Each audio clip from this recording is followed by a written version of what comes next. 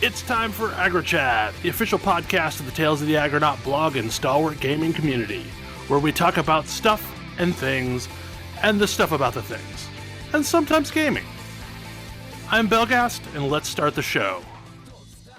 Hey folks, it's that time again. Time for another episode of AggroChat. This is episode 497. Tonight I'm joined by Ashgar. It's a metaphor. Grace. Hello. Kodra. Hi. Tam. We are, in fact, the baddies. And Thalen. Hi there. I don't think I'm the baddies, but I might not be a good guy. I mean, I know what that response is in relation to, and yeah, no, they're the absolute bad guys of that universe. I mean, I'll talk about it later. It's very weird. Yeah. I think this is an Ash topic, and anyone else is playing Metaphor. So yeah, Atlas has a new game. It is their Persona team's take on Final Fantasy V, called Metaphor ReFantazio. I am not that far into it yet, but it is a very interesting game, just in terms of its plot setup. The general synopsis of the opening is that the king is assassinated. You, thanks to events, the king planned for this, and there is now a competition on to figure out who should be the next king. There's a lot of complication there. Obviously, the assassin is involved, and the king's actual heir is involved, but weirdly. But the thing that's really catching me is that this game has two things, really. One is this game's general themes, at least early on, are not subtle references to the real world. There's a lot of tribal caste system stuff and other not entirely pleasant topics. Sure. And the other thing is that this game makes you name yourself, you, the person playing the game, and also the main character. And I'm not sure where they're going with that yet. Although they have made reference to the name you give yourself already in the game. Interesting. There is a fantasy novel, which is a reference, it's reality, cities and humans and stuff like that. Okay. But that's a fantasy novel within this world. I mean, maybe you're eventually going to have to give somebody a name. Not at the beginning of the game, at the end of the story. But it can't be the end of the story. Because the story doesn't end. Yeah, like it's a never-ending story? Perhaps. Anyway, Metaphor isn't just a title, as it turns out. So I'm really interested in seeing where it goes. I've heard good things about it. I have downloaded the demo, but I have not actually played it yet. Yeah, it has a Square-style demo, so you can play the demo and pick up where you left off with the real game. Now, is this a this is an Atlas game, though, right? Yes. So, what is the combat like? Persona 5 style, where it's kind of, can you solve this puzzle, then you get to win, or it is the press turn style borrowed straight from Shin Megami Tensei SMT games. Okay. So not quite the same as Persona, but still resistances are a major influence on how the battle's going to go. In addition, on top of that, there is a real-time element before you get into combat where you can stun enemies and start off with an advantage. Or if you get hit, you get preemptively attacked. Huh. If enemies are weak enough, you can actually just defeat them straight up in real-time combat, which is kind of fun. You still get all the XP and rewards and stuff for it. Oh, nice. That's a nice touch. So last week we talked a bit about Diablo IV, and I kind of wrecked the story. And turns out my opinion is not unique in that, as there's been a lot of reviewers saying similar things. However, I have now spent a week in the end game of Diablo IV Vessel of Hatred, and I gotta say, this might be the best grouping ARPG that I've played in a long while. The endgame is certainly in a way better state than I think maybe it has ever been in D4. Yep. It's just night and day difference coming out of the story, which was very meh, into the end game, which is pretty great actually. There's still plenty of annoyances. There's still bugs. Oh, There's still frustration at forced grouping. ARPGs are not MMOs, and they shouldn't be. but so much of the end game is just fun. The new class is ridiculously overpowered, which is fun. I mean, that's to be expected, right? At this point? Yeah. I mean, that's kind of a Blizzard thing. Yeah. But, it for the time being, it makes for a good time because it's new. Then it'll get nerfed into the ground, and we'll all do something else next season. But Yeah, I got to be honest. Like, as broken, like a lot of what's really fun about this is as broken as the class is, and I am kind of worried about like when the honeymoon's over. When the class is no longer overpowered, it's just Right. not going to be a fun class. Well, it'll probably be a perfectly cromulent class, but like it won't be as fun as it currently is. I mean, it's a class that's not my normal cup of tea, but it's so overpowered, and it's also got a lot of mobility. It's very fast, so it's fun right now. But once it gets actually balanced with the other classes in the game, I'm sure I will go back probably to Necro. But it's fun right now. There's other things that I think are going to get rebalanced, or the rewards may get rebalanced. One thing right now is that you can pretty much do everything you need to do and get any piece of loot in the game from Torment 1. There are 4 Torment levels right now, and there's just the only reason to run higher Torment levels is because there's a somewhat higher chance of loot and more XP. But you can still get any piece of loot to drop. As proven by the fact that we ran a bunch of bosses on T2, I believe, and got a total, I think in terms of drops, I think we got maybe 4 mythic drops. 5. You got 1. I got 4. I thought you crafted one of those. No. Okay. Yeah, you're right. So well, no, I got 5 total mythics. One of them I crafted. I got 4 mythics to drop. You got 1. Bell luck indeed. Yeah. But today we did the same thing, ran a bunch of bosses on T3. And technically more summons, more total bosses that we ran. Bosses. And a few of them on T4 also, no mythics. So, it's just gonna RNG. But that's fine. Like I'm kind of glad. Yeah. Because you can play a weird build and you don't have to go all the way up to T4 if you don't feel like it. But I have this sneaking suspicion that some of that may go away because it was excruciatingly easy to kill Lilith and get the first spark from her on Torment 1. I feel like I feel like you're correct. However, they need not to make that call. They're going to take the wrong takeaway. Yes, I agree. I think the way that it is right now is fabulous. It is super fun, and if it were quote unquote aspirational content, it wouldn't be fun.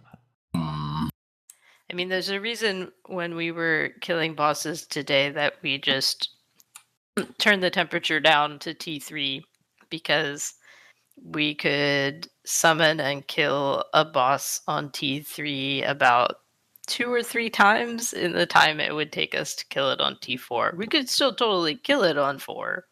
And we it just did had to give do more mechanics. loot, but then we'd have to do the mechanics. And it took longer. And we had so many summon materials that we would not have actually finished going through our rounds of summoning in the time that we had. Yeah, we fought over 100 quote unquote pinnacle bosses. And just like, and it would have taken significantly longer had we done it on T4. And like, it's basically the difference between 2 uniques a boss kill. Like, that's how much extra loot you're getting, which is sizable, especially given that we're in the phase of where we're basically just fishing for perfect rolls. But it was just so much faster. So much faster. But it's another change that I hope they keep, and I'm afraid they may get rid of, that you used to have to kill a world boss or get very, very lucky with drops to get one of the materials that you needed to summon the hardest bosses. And now you can just summon them with the regular materials, which means we could kill 100 bosses in a row. And that was really fun. And I'm a little nervous that they're going to dial that back a bit. Yeah, there's a lot of things that aren't quite working very well right now. Like, so basically any of the older systems that they launched the game with don't really have reasons for existing. Whoops.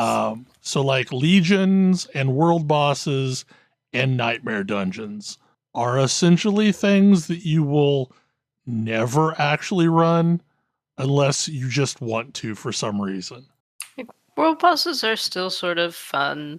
They don't take forever, but they're still a little maybe longer than they need to be. But there's not a huge reason to run those. Legion, I just never touch.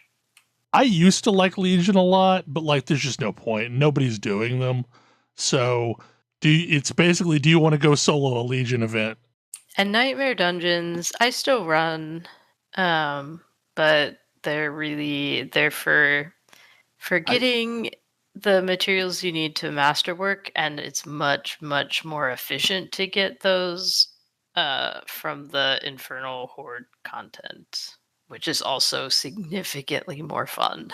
Yeah. Like, I will run Nightmare Dungeons to get 5 Whispers, whatever that, the Tree of Whispers rep things are called, so that you can, you need 10 of them in total to open a cache. And thanks to Elian, he pointed out that you can just open caches on your alts and get experience equivalent and gear equivalent to running them on whatever the highest level that your main that dropped the cache is. So I have basically leveled an alt by doing nothing but opening caches. And it's like 47 at this point. So it will very easily hit 60. And at that point I get, full access to all of my Paragon points that I have gained through the main. Like there are faster ways to do this.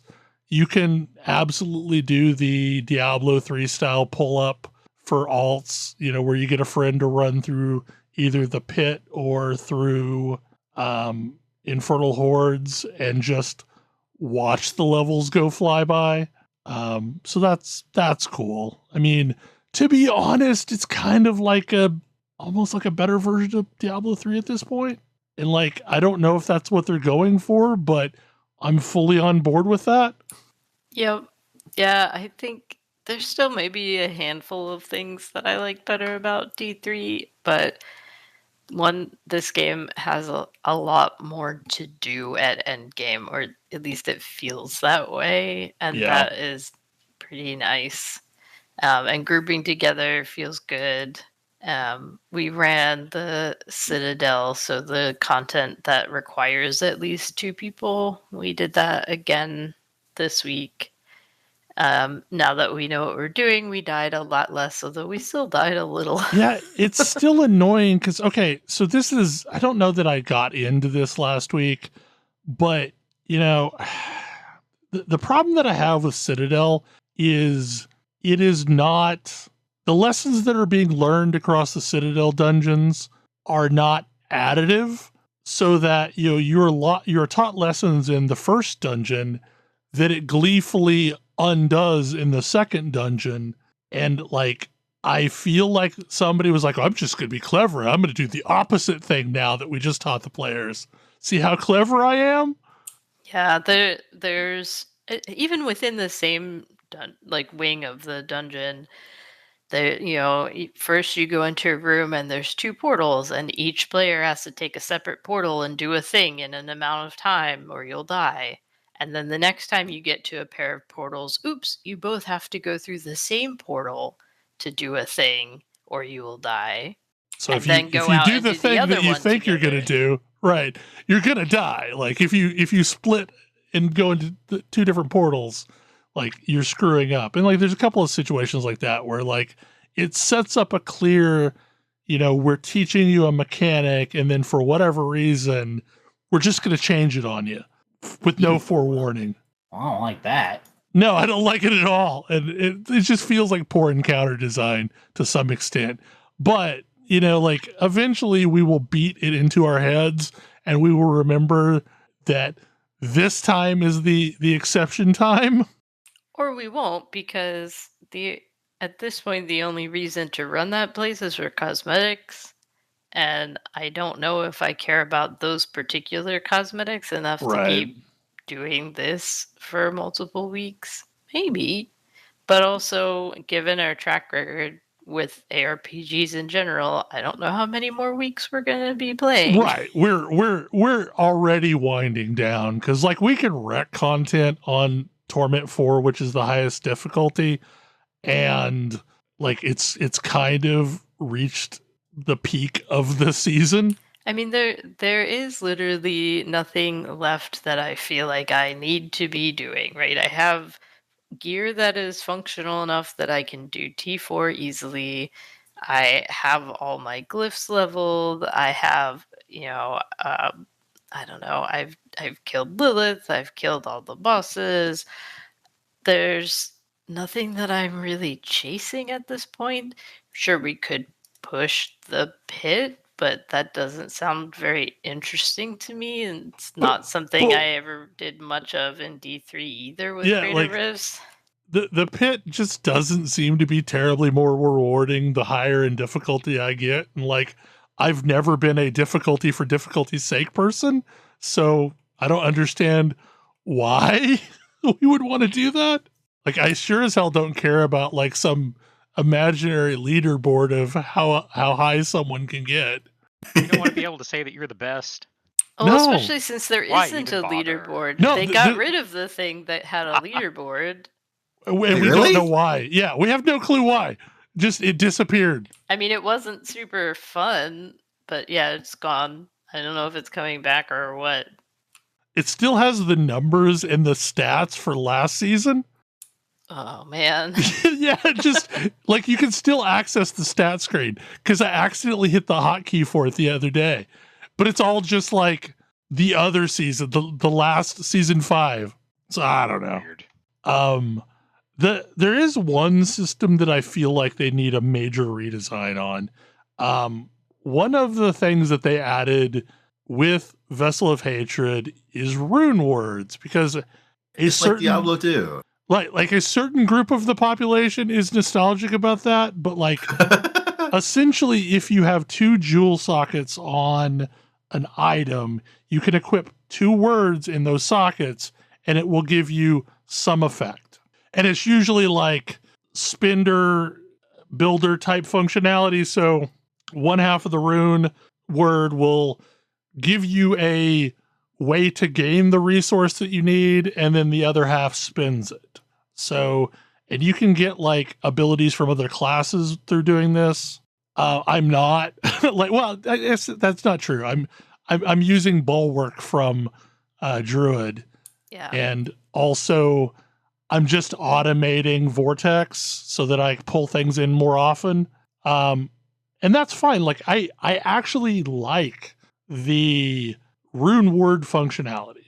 What I do not like is it sets up this scenario where once you have the 4 runes that you care about, the system is essentially useless to you, except if you're willing to go super hardcore and do enough content to gather up 6 copies of all the runes, you can craft individual mythics.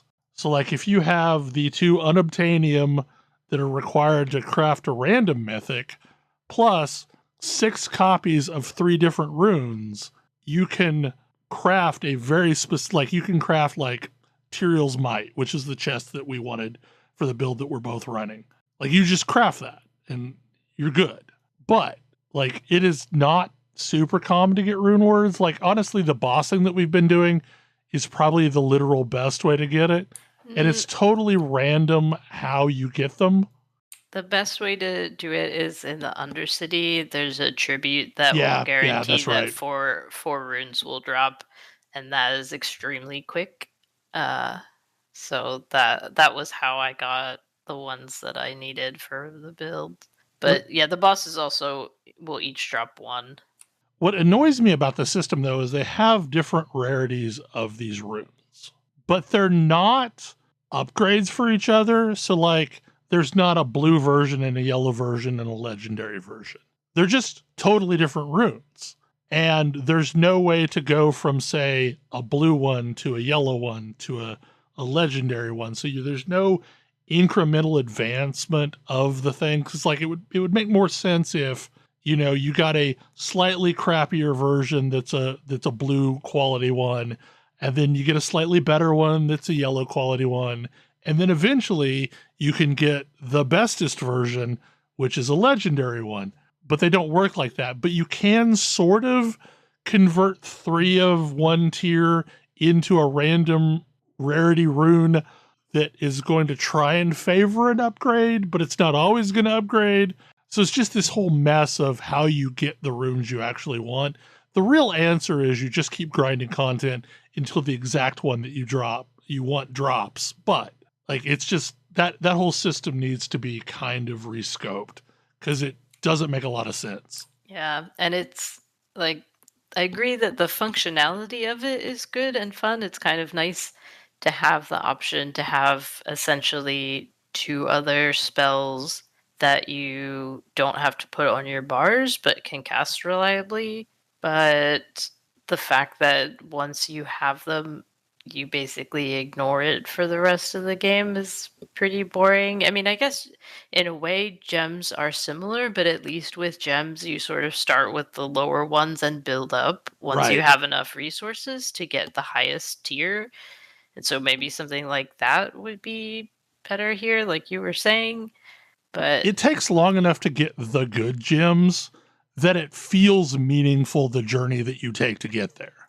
Whereas runes are just like, well, it's not Tam and it's not Seer and it's not whatever rune it is. So I'm just going to keep, going until I get the one I actually wanted. Anyway, I felt like we kind of, trashed D4 last week.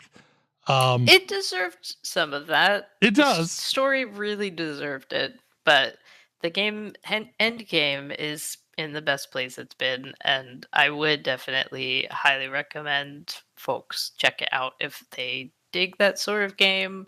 Just, I don't know, hold your nose and get through the story so that you can get to the good part. Well, and I think a lot of the best bits of the current state of the game don't even require you to have the expansion at this point. They've kind of they've made the gearing make more sense. They've made the activities make more sense. So, basically runes are the only thing you wouldn't have access to. Do you get mercenaries? I think you need the expansion. No, yeah, you're right. Mercenaries expansion. Mercenaries, Undercity, and Citadel. So they're... Undercity's really good. Mercenaries are really good. Yeah. Citadel could take or leave. I'm sure there are some people who would like it, but it's also, it suffers from basically being a solved problem now. Right. Like there's nothing really randomized about it from week to week. It seemed like everything was exactly the same. So well, it's the same problem of when you get a raid on farm, you have it on farm and it's basically like a speed run just to get loot. Like it's a little bit more annoying than that, but for the most part, we kind of wrecked it this week. Kodra, why are you cursed? So I am cursed because I work with computers, and I also play games on computers, and I am cursed when it comes to computers. Um, the two computers back. I believe I put it together. I really didn't have any help, but I had done this before with my dad and one of his friends, and this was the first time they had introduced like a different power coupling to graphics cards. I think I had like basically supplied half power to the graphics card. So I went several weeks like with my computer just randomly shutting off after I built it, and like more and more despair, and then finally like took it into a shop and they helped me figure out what was going on. So yay. Then fast forward to my my computer that I had been using up until just recently, which was a computer that 10 years ago now, Ash and Tam uh, came to my place when I was living in Georgia. And we went out to Fry's and we got all of the components. And we came back and we put together a new computer. I mean, this is within the time period of the podcast. It is within the Yes, time it period is. of the podcast. Yeah, no, I remember this, that like a mission was declared Yes. to make Kodra have a usable computer. Well, Right, so he- and He needed so to upgrade from his toaster. my first computer was toaster. My last computer was bread maker. And we did everything, and I think it posted, It didn't but post. that was about as far as we got. It didn't even post. It didn't even post. And JJ and I poured over it. I went to sleep extremely despondent after that. I believe Tam stayed up and continued to fiddle with it and found out that we hadn't plugged the CPU in. Yep. Well, there you go. So, like, building a computer, you get into too many cooks in the kitchen Yeah. instantly. And you think somebody else plugged the CPU in? Like 3 people is more people than you actually need to put together a computer. Yeah, it kind of is.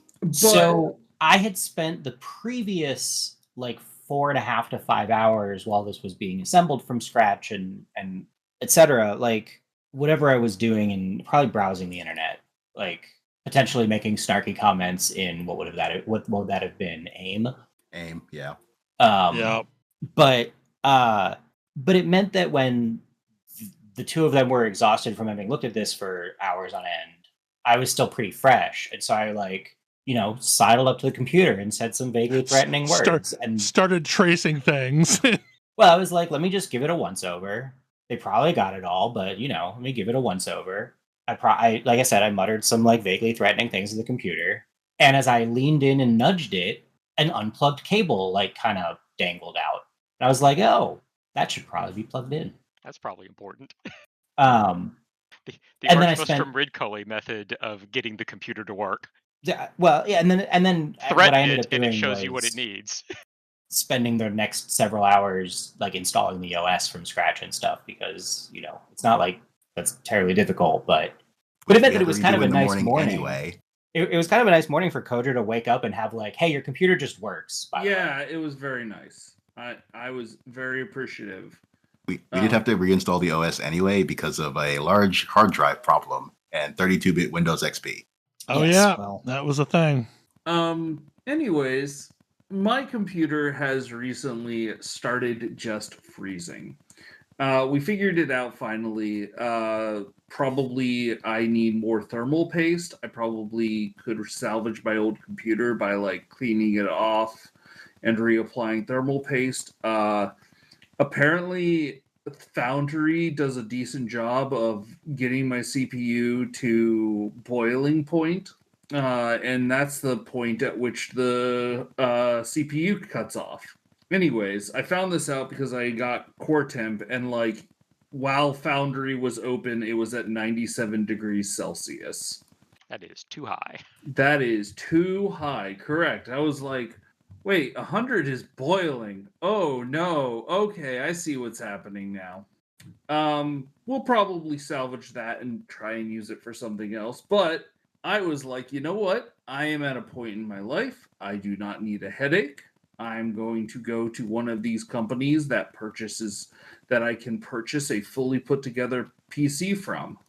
In this case, I believe I used iBuyPower, and I was like, great, I will purchase this. Everything will work, and I will not go to bed despondent, having received a new computer.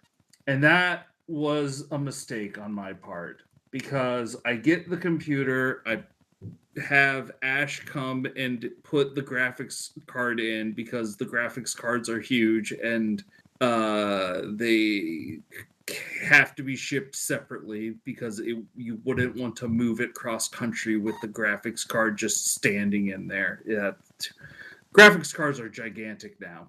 It's there, yeah. It's the 40 series. The 40 series is stupidly huge. Right. Like my machine with a 3080 in it shipped with it in the machine. It was just heavily packed in and had a brace on it, but the 40 series is just ridiculously large. The 40 series is distressing in the box that it comes in. Yes, it does have vaguely threatening energy. But we plugged it in, powered it up, and hey, this is supposed to be one of those computers with the fancy lights. None of the fancy lights came on. Wait, those fancy lights are attached to fans. None of those fans are on. So Ash downloads all of the stuff that you can use to figure out what's going on with fans, and it basically says, fans, what are you talking about? You don't have fans. So I go to bed having a support that is not 24/7, and I'm like, well, I'm gonna have to figure out how to ship this back. But thankfully, the next day I am on the call with support, and the cable management on these new PCs is very impressive. Like, it's dual chambered, and all of the cables are like tucked in the smaller chamber. Yeah, the basement. Which is also where all of the the fan controller, like the proprietary fan controller card is. Anyways, the fan controller's Molex power was sitting behind a mass of power cables just unplugged.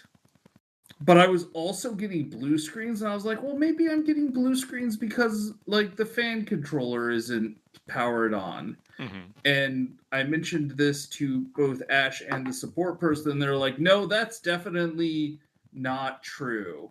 And so they go and are doing research, and it turns out my machine is also shipped with hard drives that apparently have a blue screen of death bug with the latest version of Windows 11.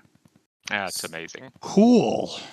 Which I think just got updated just recently, I'm pretty sure. So I am cursed. I will never, ever be able to have doesn't matter what, I'm never going to have an easy time with a new machine. I'm now accepting this. I make my livelihood off of them, and they have decided to punish me for that hubris. They have to get their revenge when they can. But I do have a new machine, and it plays UFO 50 great. Also, it's one hell of a benchmark. Also, probably some other things. Well, it also doesn't turn off if I launch Prime 95. Yay. Also, what's the new one called? Brick Oven. I feel like we're gonna have to, whatever the next one is gonna have to be like hibachi. I just feel like you're tempting fates even more by naming your device something that says brick. Or that gets really hot. I mean, Yeah, well, so all of the devices it's named after have been things that are designed to, in some way, cook bread. This is the brick oven that you cook bread in. The fact that I name all of my computers after trickster gods in various mythologies is probably indicative of the kinds of problems that I run into. I will say, like, this thing is a good, like, 50% wider than any of the machines I've ever had. I love this case design. It's starting to take off now. It is Where they just large. put the whole power supply and a giant space behind the motherboard. Yeah, I really want, if the next time I'm in a position to upgrade my computer, which is probably not going to be soon, I want a case like that. The double wide cases are really nice. The entire case is, in fact, a place to vent in or out heat. The top is definitely where it gets the hottest, which is probably because that is literally a radiator to try and keep my CPU cool. Mm-hmm. So do you have like one of the closed loop liquid setups for the CPU? I do have a closed loop liquid setup. And then, like, that's attached to a radiator on the top of the case. Yeah. I need to figure out how to get the color changing stuff to be more customizable so I can get it to pulse green and purple. There's third-party software that'll be able to interact with almost any lighting setup. There is Aura is apparently the piece of software this company recommends I use. I think that's Corsair. Yeah. I use Aura. It works fine. Yeah, I mean it's a cromulent piece of software. If you feel like you cannot trust first-party things, you should not feel this way. But if you feel this way, OpenRGB does exist. Right. Yeah, that's what I've used, mostly because I don't have all Aura-compatible devices in my machine. That's the real reason to use OpenRGB. So you don't have to use like 5 of these if you have different company components. The only thing I imagine I might do is, I mean, I've only got like 4 terabytes of hard drive space. Now they're both NVMe's, so that's pretty rad. I mean, you have plenty of room for additional drives. I have plenty of room for additional drives. That's the only thing I imagine I'm going to be upgrading. Yeah, I felt like an idiot last week when I realized that the drive that I thought was my fast drive was actually my slow drive.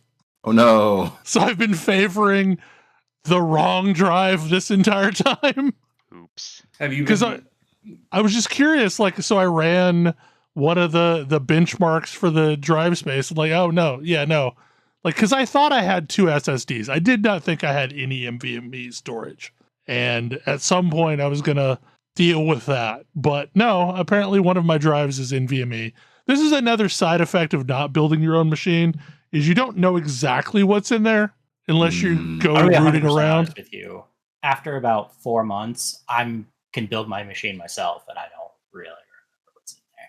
But yeah, I'm guessing that the only NVMe slot is currently being taken up by the C drive, but it's underneath some stuff, so you can't see it. Usually directly underneath the graphics card. Yep. And I've not pulled my graphics card. So at some point, I have spare PCIe 16 or whatever slots. I'm contemplating doing one of the PCIe to NVMe setups to add some additional storage because I like having lots of things installed at once. Yeah, it's nice to just never need to uninstall anything. Yeah. I mean, I have a big, a 8 terabyte hard drive just for bulk storage, and anything that is old or does not care about it, I'll throw on that. Like Stardew Valley, for example. It doesn't care what kind of drive it's on. It has been nice being able to, this thing boots up very fast, and my other computer was not. But also, it's good that I finally figured out what the problem with my other computer was, even if it was after I had already purchased a new computer. You should make a home media server. That doesn't sound correct. I feel like I believe I have somebody named Bel for that. Yeah. They already have a home media server, and it's managed by someone else for me. It's great. Yeah. But yes, I now have a new PC. I will be excited to figure out what all runs on it. Probably everything. Probably everything. Like the question is, will I how much of a difference will I notice on anything? And mostly I think what I'm gonna notice is things that took just an annoying enough amount of time that I didn't always get into them will be very quick now. Yeah, there's nothing that will kill my interest in getting into a game than having I have to sit for several minutes loading it. And now we get to the topic where we are, in fact, the baddies. Mechwarrior 5 clans. The clans are terrible people. They are. Well Awful. established. They have always been that way.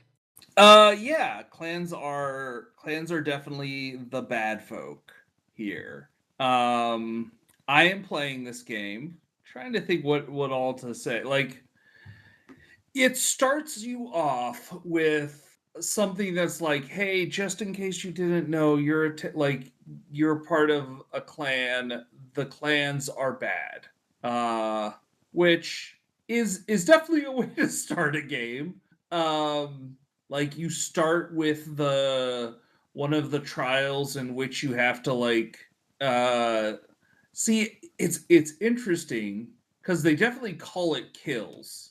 But I do believe it's just scrapping mechs, because you get quote unquote killed by the third mech and still survive. But one of your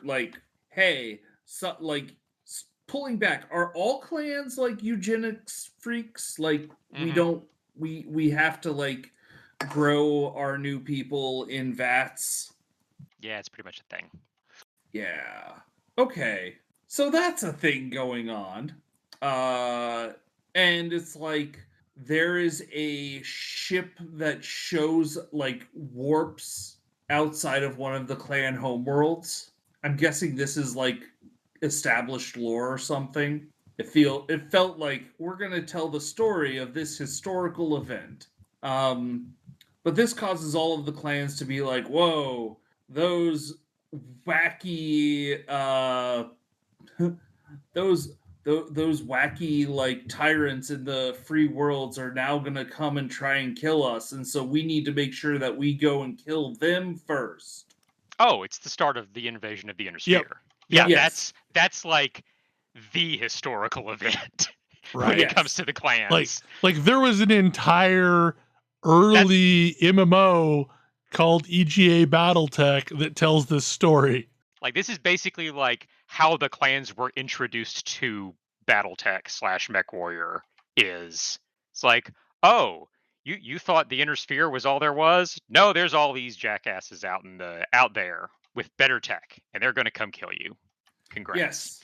And so you are part of that invasion group that's going to come and kill you. Anyways, so yeah, you go and you start doing the harms to folk. And I am now on the first missions, but everything feels like, I will say that, hey, the ship showed up, and it's immediately, this means that they clearly know where we all exist and are coming to kill us. I was like, well, that seems like an overreaction, but okay.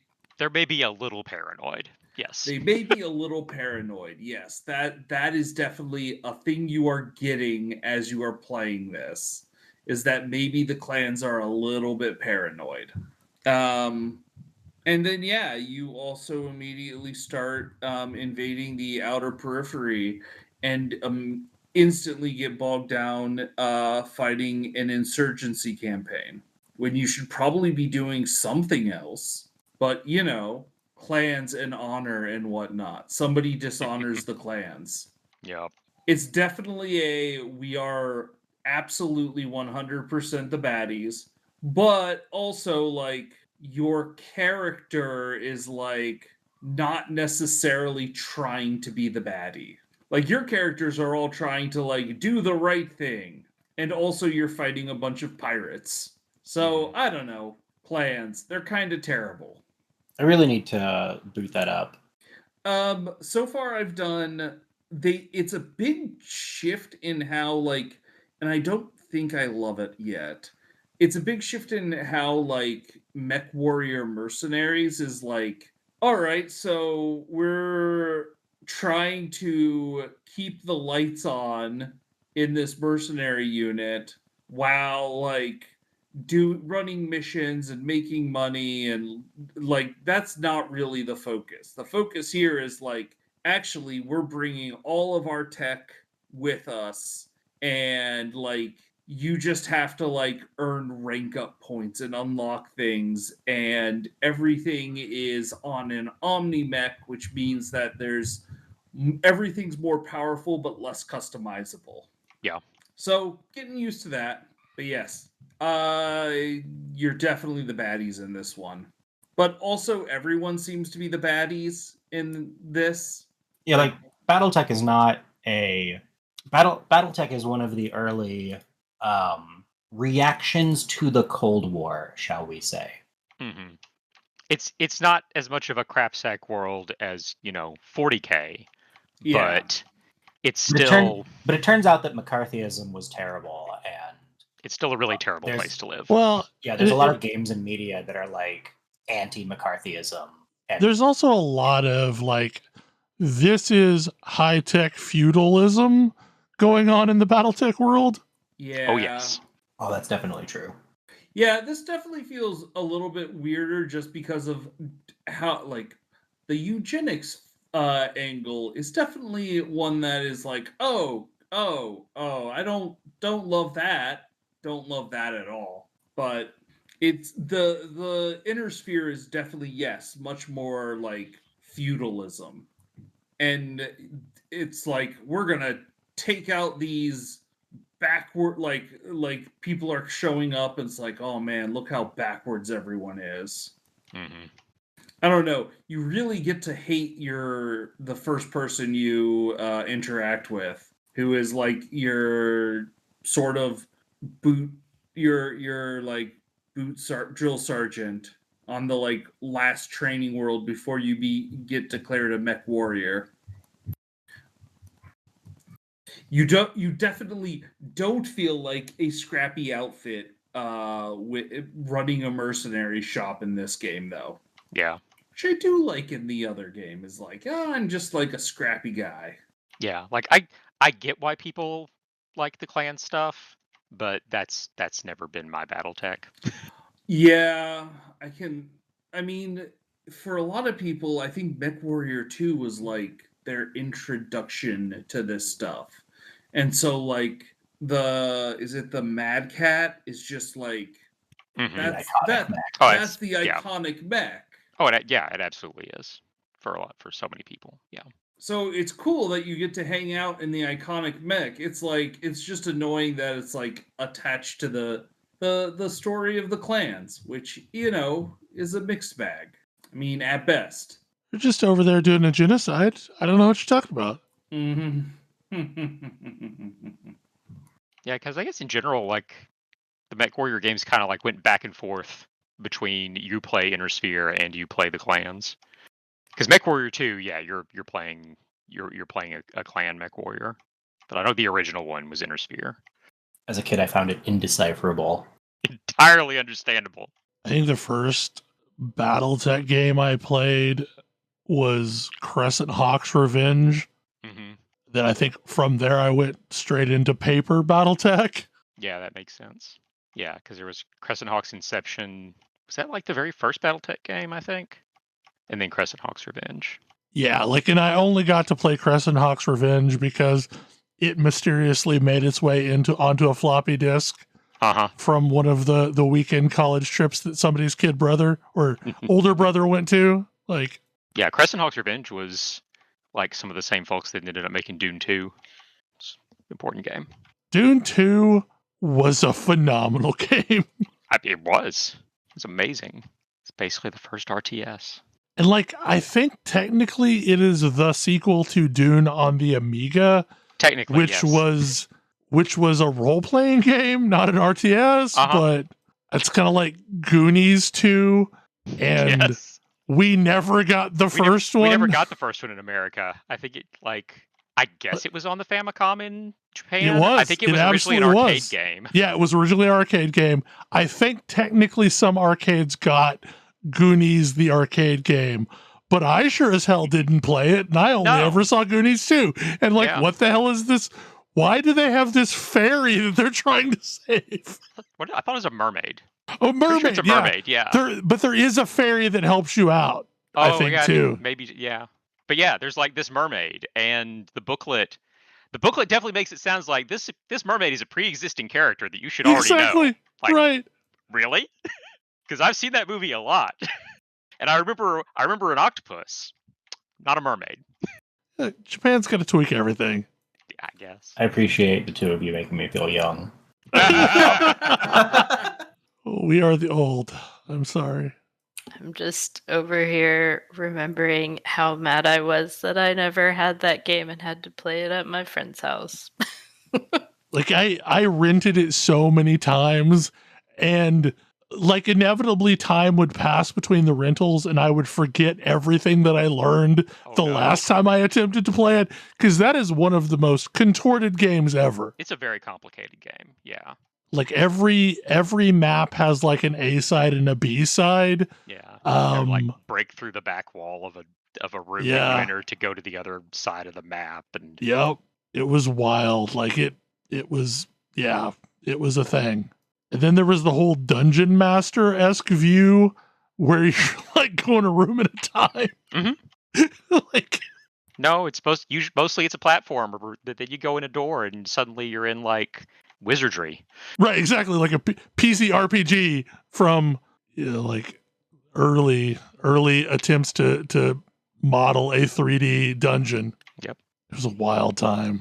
What is Kingdom 80s? Speaking of things that came out in the 80s. So there is a game series that I don't even know if it's a series, a game that I got really into at one point. That was just called Kingdom. Wait. Is this a game in the same series as Kingdom 2 Crowns? Yes. Or maybe? Is this the riding around on a horse? Yes. Like trying to fight off weird shadow creatures game? Yes. So yeah. There was a point for a while where I got really exhausted by like pixel art affectation in games where it felt to me like they weren't doing anything interesting with the medium. It was just like, we did pixel art because we couldn't think of another art style, and hey, this was kind of cheap. And Kingdom stood out to me as an indie game that really sold me on, we are using pixel art intentionally and specifically to do something cool. And the basic premise is you're building a kingdom. You in the original game, you ride around on a horse. You're relatively vulnerable, so you've got to like set up soldiers and workers, and you're directing them by riding up and down the length of your kingdom, which is a 2D scrolling space that you're constantly expanding so that you can eventually defeat the shadow monsters that are attacking you.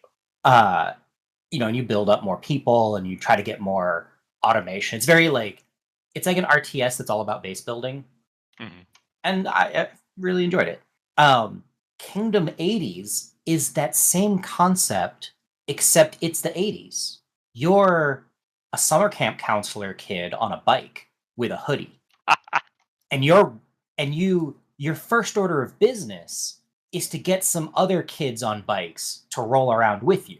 Specifically, the mechanic tinkerer girl and the varsity letter jacket wearing, I think they call him the champ, and your workers, your minions, are the summer camp kids that you're trying to keep safe and protect. They're like little kids that you're trying to keep safe and protect as you try to make your way home through this do you know how in 80s movies with kids, there was something purple and blobby that was going to come get you somehow? Mm-hmm. That's something purple and blobby coming to get you. And it expands on the original Kingdom by having like a narrative and levels. So like the very first level is, hey, things are going really bad at summer camp and you can't reach your parents. You got to make it back yourself. But the blobby purple shadow monsters have stolen your canoe, so you've got to go get it back. And like that's the and so there's like little quests in each level and various things that are going on, and it's all on this wrapper of your kind of, you know, building up very 80s style defenses. It used, you know, it was, you know, castles and walls and stuff, but now it's like fences with string lights and a pile of like trash bags and stop signs. They add a new mechanic. In the original, you had to in order to effectively fight off oncoming stuff, it was really more you waited until it came to you and then you beat the big boss. Mm-hmm. In this one, you can actually take the fight to the things that you're getting, in which case what you're doing is you're at least in the first level, which is as far as I've managed to get to this stage, you're getting a dumpster which the champ pushes around as a mobile wall so that your like slingshot wielding kids can safely shoot at things on the other side. Nice. It's really charming. You can get, they also add, like, it used to be just you on your horse. They've added different bikes you can get, and your different bikes have different abilities. Like one bike goes really fast. Another bike can do a wheelie, which lets you hit enemies. Like you can smash into enemies with your wheelie. It's really charming, and I spent a lot more time playing it last night than I probably should have. But it is also wielding its pixel art brilliantly. Probably even better than the original. It's just the whole thing is a smoother experience. Like, I really liked the original Kingdom, but once I played it a lot, I kind of was wishing I could get the time moving forward faster, because there wasn't enough that I was sort of waiting around for. I need things to process so I can get money to do the things that I want to do, and those things take a while. And this lets me have a lot more control over the pace that I'm playing at, which I think is really cool. I really like this particular style of pixel art because it calls back to the era of like rotoscoped pixel art, like Prince of Persia, where it's attempting to like animate in pixels real like captured motion. Yeah. Yes. Yeah, like there's so many great little details, but like one of the things that I like about it is you can pedal faster, and you will eventually get tired. And in order to like get your energy back after you get tired, you've got to whip out your like water bottle and take a drink. And it's this really like smooth animation, and as soon as it's done, you can go again at full speed. Just like take a break, get a drink. But it messages so well that like this is how you're, just taking a breath, catching your breath. And your allies on bikes will do the same after they use an ability to let you know the ability is ready again, which is, it's just really cool. There's just a bunch of really cool details that I enjoy, and it's such a silly concept to turn this game into like the turbo 80s theme to this. And it's it's like exactly goofy enough, and I really appreciate it. It's a lot of fun. Yeah, it specifically reminds me of Another World and Flashback, which were two games that I loved back in the day. Yeah. I was probably way more into Flashback than I was Another World. Yeah, it's got, the other thing that I really love about it is the color palette that it picks. It's just, it has that really saturated blues and purples that work really, really well for just delivering. It feels like neon, even though there's no neon. I kind of love that has become shorthand for the 80s, even though printing technology was not good enough to actually create high saturation colors like that. Yeah, it's true. Yeah, because like as much as I love Vaporwave, it's just like an imagined version of the past that never existed. Yeah, the colors and the visuals they're just so good at even for the pixel art even they're just great. Like the visuals are super impressive. And I think that if they made them if it weren't pixel art, these would be unparsable. And because they've done it, like there'd just be too much detail that would be fighting for your attention. Yeah. But like their choice of visual makes it read and scan really well. And frankly, this is one of those games that could never have happened in like on the NES or whatever. Even the SNES would not be able to have pulled this off. It's not trying to do that.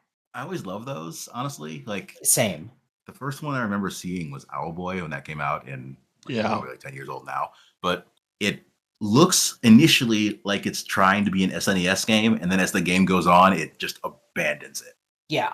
Well, we've talked about this before, where these are games that look the way our memories of those early games were. I mean, there are exceptions that aren't quite like that. Like Shovel Knight does a very good job sticking to exactly NES style graphics. Yeah, and I think people have actually ported it to the NES. Well, it doesn't quite work because of things like large sprites and things like that. Like they broke some rules. So some things you can't actually do on the NES. Also, they used colors that don't exist on the NES, which is the big one. But it still keeps to that style the whole way. Yeah, like I don't know if I probably said this on the show before. Like I think that we moved to 3D before we had really gone seen the limits of what you could do with 2D graphics. Mm-hmm. But also I want to see more done with 2D graphics. And this is the kind of game where I feel like, oh wow, this is gorgeous. This, the sort of retro throwback visuals are intentional because if you tried to do this, if you tried to do like a super high def version of this, it wouldn't be as good. You get bogged down in the details. Anyway, big fan, and it's not like it's currently $6. A thing I didn't realize is that one, I didn't know Kingdom 2 Crowns wasn't the original game. Kingdom 2 Crowns is the sequel. There's like 2 different versions of a game before that. Yeah, there's Kingdom and Kingdom New Worlds. Yeah. Second, Kingdom 2 Crowns has gotten a bunch of expansions taking it to different regions. So this is just like them going even a step further than that. Yes. I mean, I feel like there's a lot of companies that have learned that if they just keep making more content for their game, people will just keep giving them more money. Turns out, not a bad way to go. I'm looking at you, Crusader Kings. Yep. I mean, they did eventually have to make Crusader Kings 3. But having done that, it's going the same way. It is. So, Kodra, you've hit credit roll on Echoes of Wisdom. Yes, I have hit the end of Legend of Zelda Echoes of Wisdom. That game is absolutely fantastic, and I'm so happy it exists. It is very much the Zelda game I have wanted for a while, but haven't been getting because they keep making Breath of the Wild. Yeah. I have not beaten it, but I agree. It's so good. It's the Zelda game that I didn't think we would see any more of, frankly. I need to pick this up and play it, if for no other reason than to encourage them to continue making this sort of Zelda game. It's it is telling some interesting story. There is Zelda lore happening, and I always love Zelda lore. Can you accurately place this game amongst the timelines? Can I? The timeline isn't real. Don't answer that question. The answer is probably no. Good. Well, honestly. Actually, yes, I can. Interestingly enough, this game, I actually don't know. There are some details that I would have to check in some of the other games, but there are components of this game that can kind of act as origin myths. So it's definitely older, or maybe it's not. I don't know.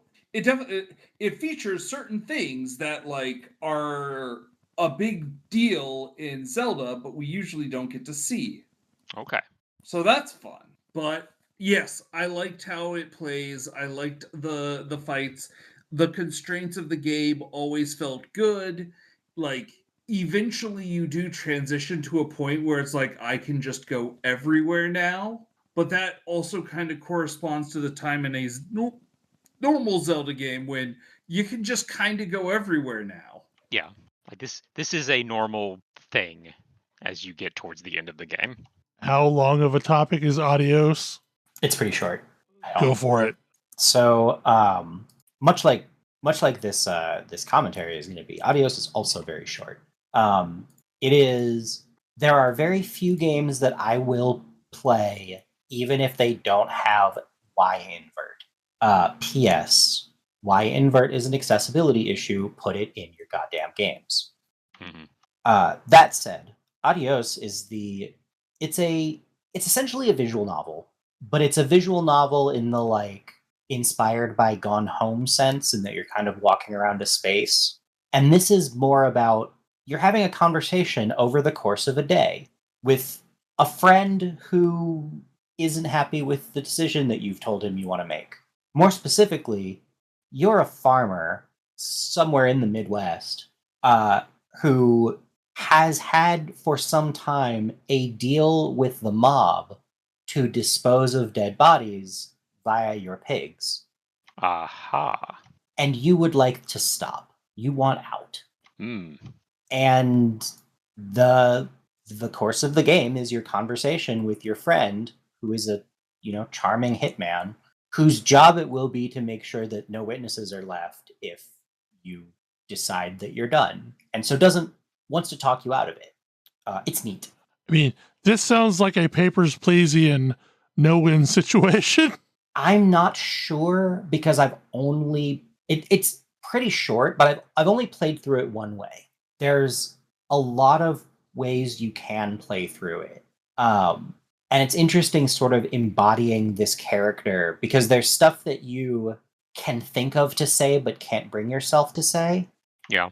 And it's kind of important to that's how people are. And so it's important to this that to really like get into this character that is consistent. Pretty slick, stylized art. Like I said, relatively short. But yeah, it's interesting. Very, very day in the life, but ominous. And I figured I'd mention it because I know a few people here who like that kind of short, interesting, narrative-heavy kind of experience. Mm-hmm. Mm-hmm. And I did find a way to hack some config files to actually run it with inverted Y so I could play it. But frankly, that should have been an options toggle. Yeah. That was all I really had on that one. And also, I've dropped the tiniest piece of a model I'm working on, and I'm never going to find it. Oh no! Oh no! I assume it's a plastic part. So yeah, it's a freaking hand. God. Good luck. You know who would almost immediately find it? But you have to be certain that you can then get it away from them. Yes, I know. Uh-huh. If we get desperate, we'll engage the toddler. Well, I think that's a show.